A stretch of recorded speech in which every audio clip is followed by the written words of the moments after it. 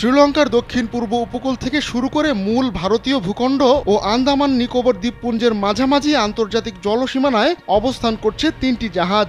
কয়েক মাস ধরেই তাদের উপস্থিতি লক্ষ্য করা যাচ্ছিল, কিন্তু বাংলাদেশের ক্ষমতার পালা বদলের পরপরই হঠাৎ করে ভারতীয় উপকূলের কাছাকাছি চলে এসেছে এই তিন জাহাজ।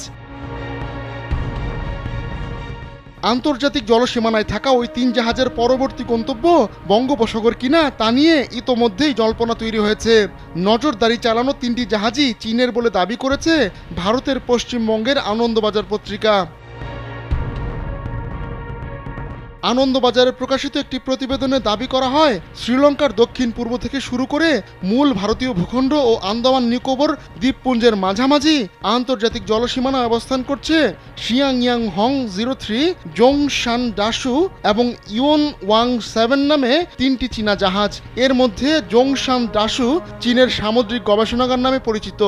114.3 মিটার দীর্ঘ এবং 19.4 মিটার প্রস্থ 6800 টনের জাহাজটি চীনের বৃহত্তম গবেষণা জাহাজ। উপগ্রহ চিত্রে ইতোমধ্যেই চীনা জাহাজের অবস্থান চিহ্নিত হয়েছে বলেও দাবি করেছে আনন্দবাজার।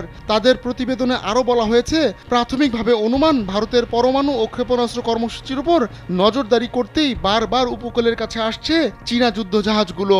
ভারতের কাছে যে বিষয়টি আরও উদ্বেগের তা হলো, অদূর ভবিষ্যতে শ্রীলঙ্কা বা মালদ্বীপের মতো চীনা নজরদারি জাহাজের ঘাঁটি হতে পারে বাংলাদেশের কোনো বন্দর।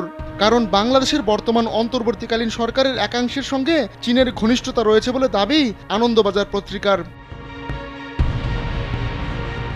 গত কয়েক বছরে চীনা নজরদারি জাহাজ ইউয়ান ওয়াং 5, হাইয়াং 24 হাউ ও শিয়ান 6 ভারতের প্রতিবেশী দুই দ্বীপরাষ্ট্র শ্রীলঙ্কার হাম্বানটোটা ও মালদ্বীপের মালে বন্দরে সাময়িক ঘাঁটি গেড়েছিল, যা নিয়ে ওই দুই দেশের সঙ্গে কূটনৈতিক টানাপোড়েন হয়েছে নয়াদিল্লির। কিন্তু বাংলাদেশে শেখ হাসিনার সরকার থাকায় চট্টগ্রাম কিংবা মোংলা বন্দরে সামরিক কার্যকলাপের সুযোগ পায়নি চীনা সরকার। চীনের দক্ষিণ পশ্চিমে একটি বিরাট অঞ্চলের নিকটতম সমুদ্র বন্দর হলো চট্টগ্রাম, তাই কুনমিং থেকে চট্টগ্রাম বন্দর পর্যন্ত মহাসড়ক নির্মাণে আগ্রহ রয়েছে বেইজিংয়ের।